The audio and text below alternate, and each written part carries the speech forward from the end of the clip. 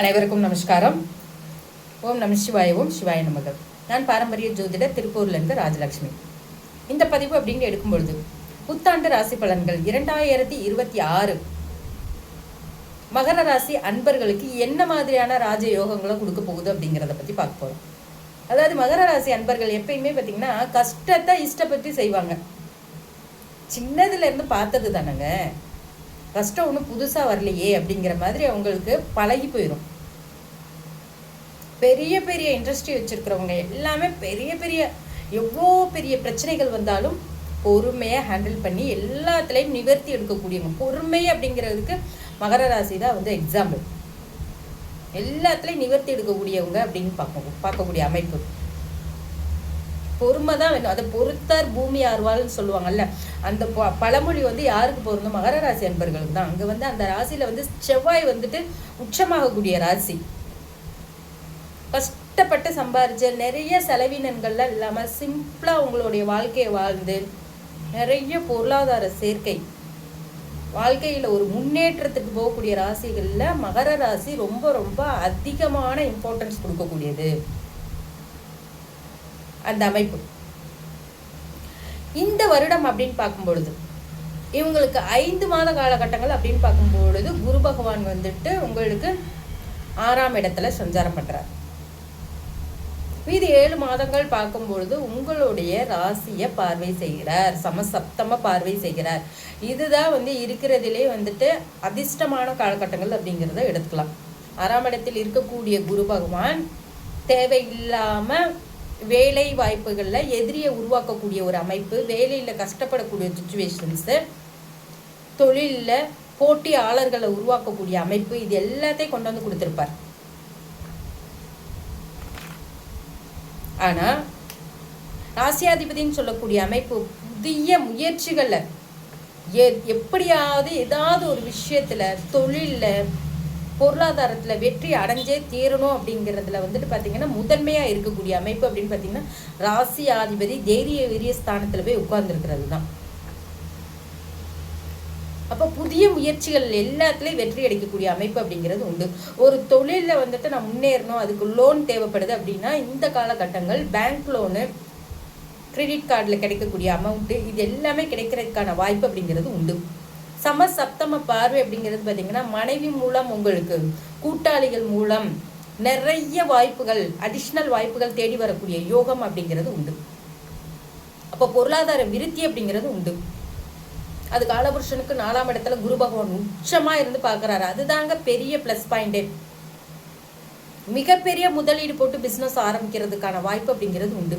பிஸ்னஸில் அடிஷ்னலாக இன்னொரு மிகப்பெரிய, அதாவது மிஷினரி ஓடிட்டுருக்கு அப்படின்னா இன்னும் பெரிய அளவில் பார்த்தீங்கன்னா இன்னும் ஒரு 50 மிஷின் வாங்கலாம், 100 மிஷின் வாங்கலாம் அப்படின்னு சொல்லிட்டு பெரிய அளவாக யோசிக்கக்கூடிய அமைப்பு.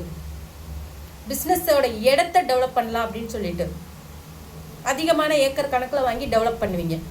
ரியல் எஸ்டேட் பண்ணுறவங்களுக்குலாம் இது ஒரு பொன்னான காலகட்டங்களாக அமையும். உபதேசம் பண்ணக்கூடிய துறையில் இருக்கக்கூடியவங்க, அதாவது டீச்சர், ஆன்மீகவாதி, இந்த லெவலில் இருக்கக்கூடியவங்களுக்கும் பொன்னான காலகட்டங்களாக அமையும்.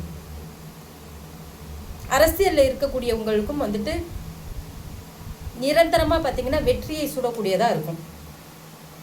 ஆனால் ஒரே விஷயத்தில் கவனமாக இருக்கக்கூடிய அமைப்பு அப்படின்னு எடுத்துக்கிட்டிங்கன்னா பொருளாதாரம் சொல்லக்கூடிய குடும்பஸ்தானத்தில் இருக்கக்கூடிய ராகு பகவான் குடும்பத்தில் விட்டு கொடுத்து போகிறது ரொம்ப ரொம்ப சிறப்பான ஒரு விஷயம். உங்களுக்கு 11ஆம் அதிபதினு சொல்லக்கூடிய 10ஆம் அதிபதினு சொல்லக்கூடிய கிரகங்கள் எல்லாமே 12ஆம் இடத்துல சஞ்சாரம் பண்ணிட்டு இருக்காங்க. அப்போது சுக்கிரன், புதன் எல்லாமே வந்து பார்க்கும் பொழுது உங்களுக்கு 12ஆம் இடத்துல சஞ்சாரம் பண்ணிட்டு இருக்காங்க.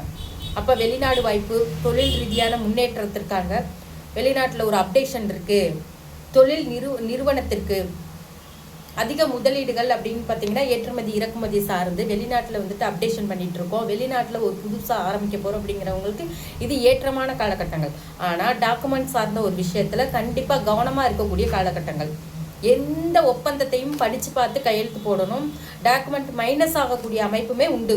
காணா போயிடுச்சு, முக்கியமான டாக்குமெண்ட் காணா போயிடுச்சுன்னா ஒன்றுமே பண்ண முடியாது. அந்த மாதிரி அமைப்புமே உண்டு. அப்போது டாக்குமெண்ட் சார்ந்த ஒரு விஷயத்தில் ரொம்ப ரொம்ப கவனமாக இருக்கணும்.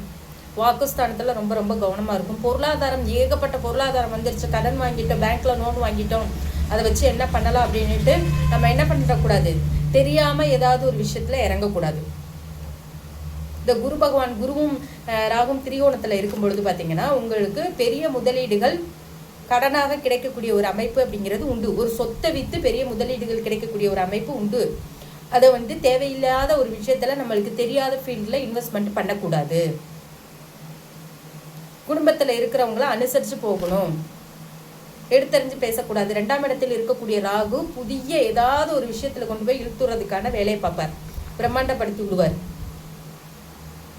அப்போ இந்த அன்னைக்கு நான் இதெல்லாம் கரெக்டாக நான் பண்ணிடுவேன் அப்படின்னு சொல்லிட்டு நீங்கள் என்ன பண்ணக்கூடாது, உங்களுக்கு கமிட்மெண்ட்டை பார்த்து இது நம்மளால் செய்ய முடியுமா முடியாதா அப்படிங்கிறது யோசித்து சிந்தித்து செய்கிறது ரொம்ப ரொம்ப நல்ல பழக்க வழக்கங்கள். 3ஆம் இடத்தில் இருக்கக்கூடிய சனி பகவான் உங்களுக்கு பார்க்கும் பொழுது, இந்த கோல்சாரங்கள் பார்க்கும் பொழுது 2ல் ராகு, 8ஆம் இடத்தில் இருக்கக்கூடிய கேது பகவான், 3ஆம் இடத்தில் இருக்கக்கூடிய சனி பகவான், இவங்க எல்லாமே பார்க்கும் பொழுது பெரிய அளவு சப்போர்ட் பண்ணக்கூடியதா இல்லை. குரு பகவான் தான் உங்களுக்கு ஒரு ஆறுதல் கொடுக்கறதுக்காக ஒரு பயிற்சிக்கு பின்னாடி வரக்கூடிய அமைப்பு அப்படிங்கிறது ரொம்ப ரொம்ப சுபத்துவமாக இருக்கும். ஆனால் உடல் நலத்தில் ரொம்ப ரொம்ப அக்கறையோடு இருக்கிறது ரொம்ப ரொம்ப நல்ல விஷயம். ஹெல்த்தை பார்த்துக்கிறது ரொம்ப நல்ல விஷயம். பாதம் சம்மந்தப்பட்ட பிரச்சனைகள், யூரினல் சம்மந்தப்பட்ட பிரச்சனை, மலக்குடல் சம்மந்தப்பட்ட பிரச்சனை, வயிறு சம்மந்தப்பட்ட பிரச்சனை, இது எல்லாமே வர்றதுக்கான வாய்ப்பு அப்படிங்கிறது உண்டு. மகர ராசி அன்பர்கள் எப்பயுமே பார்த்தீங்கன்னா அவங்களுடைய உடல் நலத்தில் அக்கறையோடு இருந்துக்கிறது ரொம்ப ரொம்ப சிறப்பான ஒரு விஷயம். இவங்க பார்த்தீங்கன்னா திருச்செந்தூர் முருகன் வழிபாடு எடுக்கிறது ரொம்ப ரொம்ப சிறப்பான ஒரு விஷயம். உங்களுக்கு ஏற்ற வாழ்க்கையை, ஏற்ற முன்னேற்றத்தை கொடுக்கக்கூடியதாக அமையும். இந்த பதிவு உங்களுக்கு பிடிச்சிருந்துச்சுன்னா ஐஸ்வர்யம் அஸ்ட்ரோ டிவி சேனலை சப்ஸ்கிரைப் பண்ணிக்கோங்க. நன்றிங்க.